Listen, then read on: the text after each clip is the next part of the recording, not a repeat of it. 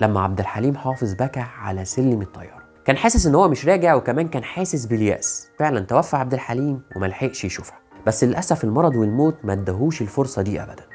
حكايات وأسرار كتير في حياة العندليب الأسمر عبد الحليم حافظ محدش يعرف عنها حاجة. بعض الأسرار دي هنتكلم عنها في حلقة النهاردة، بس في البداية يا ريت يا جماعة تدعموا الفيديو بلايك عشان يوصل لعدد أكبر، ويا ريت اللي مش مشترك في القناة يشترك عشان يوصلك كل جديد. يلا بينا بسرعة على الحكاية.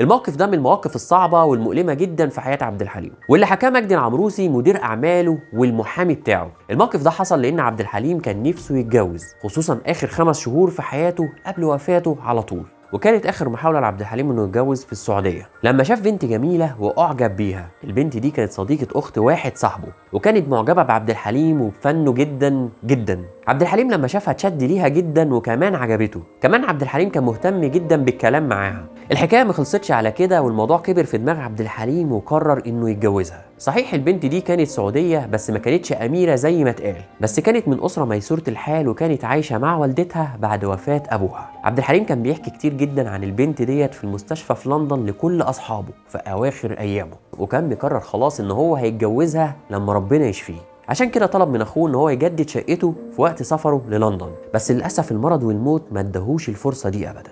عبد الحليم كمان كان بيتصل بالبنت ديت وامها في الرياض عشان يطمن عليهم ويطمنهم على صحتهم، وكمان يعرف اخبارها. وقبل وفاته باسبوعين عبد الحليم اتصل بالبنت وامها وقعد يترجاهم ان هم يروحوا له لندن، لانه كان نفسه يشوف حبيبته. وقال لمجدي العمروسي اللي كان شاهد على المكالمه دي انه خايف لا يموت وما يشوفهاش، وفعلا وكأني كان قلبه حاسس، وهو ده اللي حصل. وبعد ما حجزوا تذاكر الطيران وكانوا رايحين له، فعلا توفى عبد الحليم وملحقش يشوفها.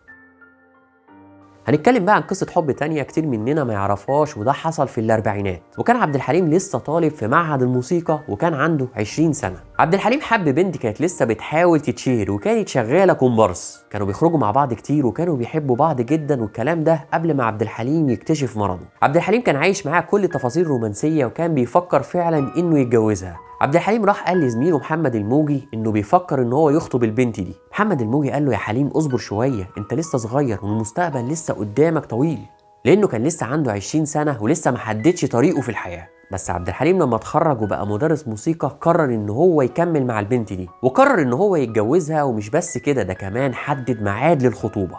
وهنا بقى عبد الحليم بيتفاجئ بمفاجاه غيرت حياته. المفاجأة دي حصلت لما اتصدم عبد الحليم لما كان ماشي في الشارع قبل خطوبته بيومين، وشاف البنت دي ماشية مع واحد من أعز أصحابه، وهنا عرف إن في علاقة ما بينهم. ساعتها بس عبد الحليم فاق لنفسه، واستبعد تماما فكرة الجواز من تفكيره، وقرر إن هو مش هيركز في حاجة أبدا إلا فنه. الموضوع يخلص لحد هنا؟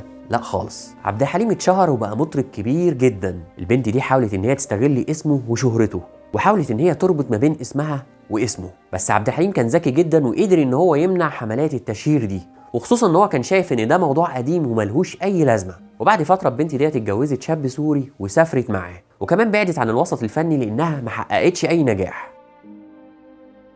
مش بس قصص الحب في حياة عبد الحليم حافظ اللي ما ظهرتش للنور، لا ده كمان في اغاني محدش يعرف عنها حاجه. يعني مثلا في مره حكى كمال الطويل عن اغنيه غناها عبد الحليم في بداياته ما حققتش اي نجاح. الاغنيه دي كان ليها حكايه غريبه جدا. كمال الطويل كان في الاستوديو مع مطرب كبير في الخمسينات اسمه عبد الغني السيد، كانوا بيسجلوا اغنيه. عبد الغني السيد في الوقت ده كان تعبان ومريض جدا، وما قدرش يغني اللحن مظبوط زي ما كان كمال الطويل متعود منه. عشان كده عبد الغني السيد كانت حالته النفسيه صعبه جدا ومشي وساب الاستوديو. هنا كمال الطويل كان متضايق جدا لان لقى نفسه في ورطه، يعمل ايه في اللحن ده؟ كمال بص جنبه لقى عبد الحليم قاعد بيدندن الاغنيه، وكان صوته طبعا طبيعي حلو جدا، وكمان كان لحنها مظبوط جدا. عبد الحليم قال لهم طبعا انا اقدر اغني الاغنيه دي. فعلا وافق كمال الطويل فورا، وعبد الحليم غنى الاغنيه وبدون اي بروفات. وعلى الرغم ان كمال الطويل قال ان عبد الحليم ادى الاغنيه ببراعه شديده جدا، الا ان الاغنيه ديت ما حققتش اي نجاح. الاغنيه ما علقتش خالص مع الجمهور مع انها نجحت فنيا. نيجي بقى لقصة تانية هتستغربوها جدا، قصة أغنية يا رايحين الغورية. كتير مننا ما يعرفش إن عبد الحليم حافظ غنى الأغنية دي، على الرغم إنها اتشهرت جدا بصوت المطرب الكبير محمد قنديل. بس عبد الحليم حافظ قرر إن هو يغني الأغنية ويسجلها كمان في اسطوانة لحساب شركة كايروفون. بس تخيلوا الاسطوانة دي لما نزلت ما حققتش أي نجاح. هنا بقى النقاد فسروا الموضوع دوت ان امكانيات الصوتيه لعبد الحليم ما كانتش متناسبه خالص مع اللحن. وانا كمان بقول ان اغنيه نجحت جدا جدا بصوت محمد قنديل، فالناس اتعودت عليها خلاص بصوت محمد قنديل، فمستحيل ان هي تقبلها بصوت اي حد تاني. هنتكلم بقى عن اغنيه دينيه غناها عبد الحليم واختفت ومحدش يعرف عنها حاجه. عمركم سمعتوا عن اغنيه غناها عبد الحليم اسمها رساله الى السماء؟ الاغنيه دي برضه لحنها له كمال الطويل وسجلها عبد الحليم مع المطربه فايده كامل. الاغنيه دي بعد ما ظهرت اتذاعت مره او مرتين، بعد كده اختفت تماما من ارشيف الاذاعه ومحدش يعرف عنها اي حاجه.